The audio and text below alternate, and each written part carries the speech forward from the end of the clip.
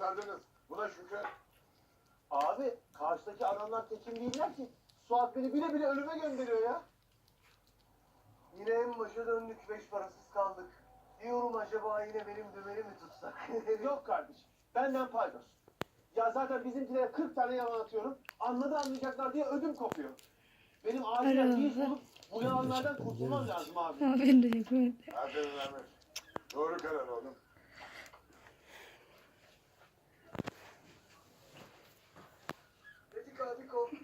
Öne kadar. Nasıl yiyor?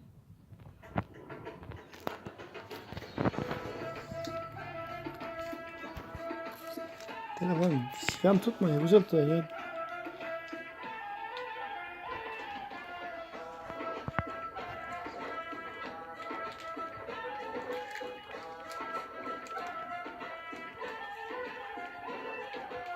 Kedi yatıyor. Ne kadar? Damat.